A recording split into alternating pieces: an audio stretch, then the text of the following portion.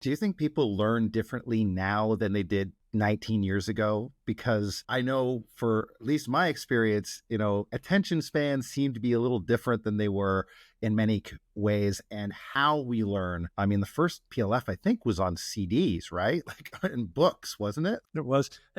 Chris, that's a great question. And so, yeah, the first PLF in 2005 was CDs and DVDs and books, and we shipped it to people, a big box of stuff. It was a monumental effort to put that together. I remember when I first got them made, because when you're making DVDs and CDs, you really have to do 500 at a time. And so I think as I was starting this new business, I think it was $30,000 or $40,000 I had to spend before I ever sold the first PLF. And that was a huge investment for me. It was a great leap of faith. And then in 2008, we went online. And so, for instance, in 2008, when the first online version of PLF, some of those videos were 50 minutes long, like screen cap videos that were 50 minutes long. And you can't get away with that now. I do think in many ways, attention spans have shortened. People have greater expectations of being a little more entertained, of things moving quicker. If you want to be successful as an entrepreneur, you need to be able to buckle down and study. And so in one sense, I think,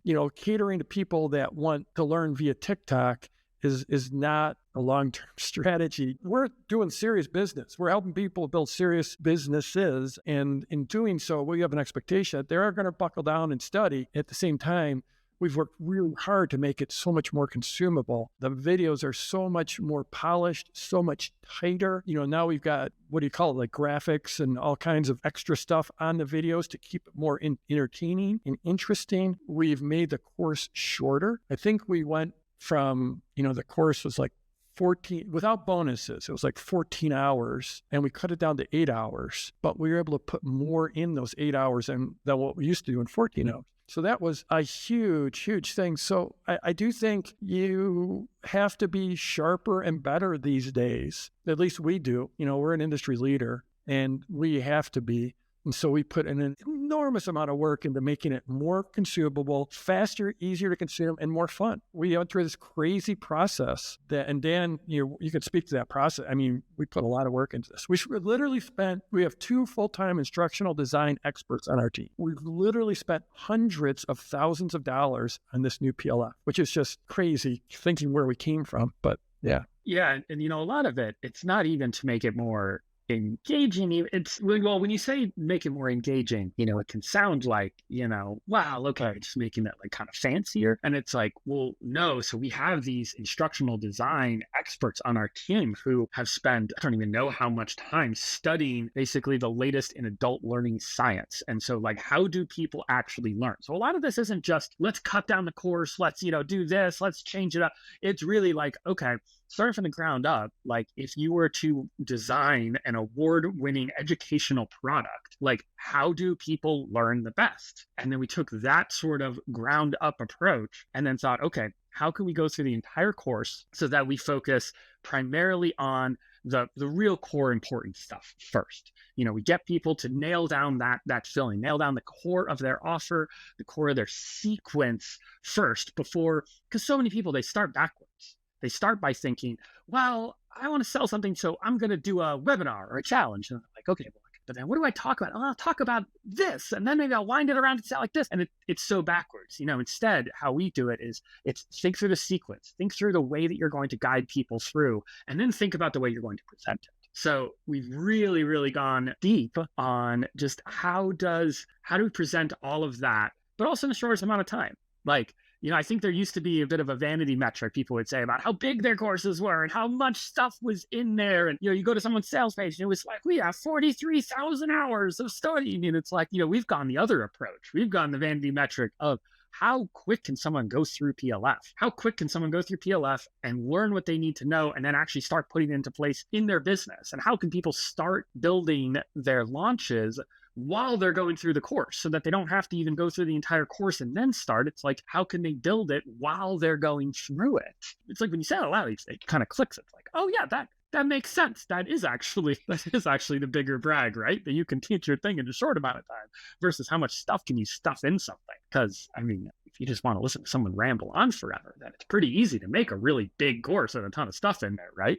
There used to be this term in this industry called the thud factor. Have you ever heard of that? The thud factor? I don't know if I've heard that, but I can guess what it is. So the thud factor would be like back when we did ship CDs and DVDs and books, that was the sound of the package would make when the UPS driver dropped it on your porch. A big thud. Like the bigger the box, the heavier the box, the better, because people would think it was more value.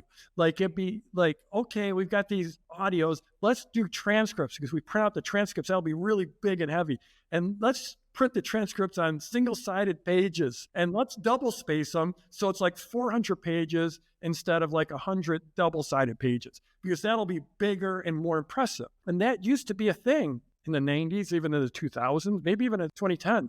But we've all have too much right now, too much to consume. And so, yeah, we put a lot of effort into making it as tight as possible. And like, what were the sections that used to be in video that we could deliver better in an action guide, in a PDF, in a download? Well, and it's interesting to think too, just what I was just thinking when you're talking about that thud factor, is it's like, okay, why was that valuable to people back then? And it's valuable because if you find, the one thing that teaches you about building a business, I imagine it's almost like you found a gold mine. It's like, wow, I'm so excited. Like if there's not that many people teaching something, then it's really exciting to get more when you buy something, get more information. Like if someone could normally buy a course and then that teaches them one aspect, and then they're going to spend the next week or 2 weeks just hunting around and talking to people, hoping to find someone else to learn from so they can learn another thing about it. Well, then that is super valuable, right? To have the big, heavy package and wow, there's so much information here and I can just go through this. I don't need to be hunting around. But nowadays, no one is at a lack for information coming their way.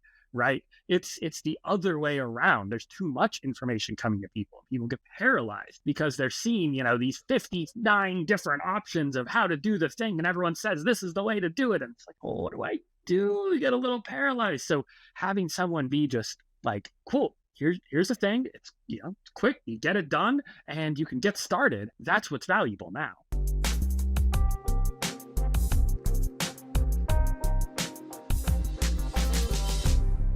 Hey, Launch family, one more thing before you go. I hope you're a little bit curious after this episode about designing your own product and also about this brand new version of Product Launch Formula that Jeff and Dan are talking about. So if you want to learn more about that, go to getyoulaunch.com. We're always putting stuff up there, free resources, things about launching, but you'll definitely get some information about what this whole updated and brand new version of PLF looks like, and hopefully inspires you to design and create your own products as well.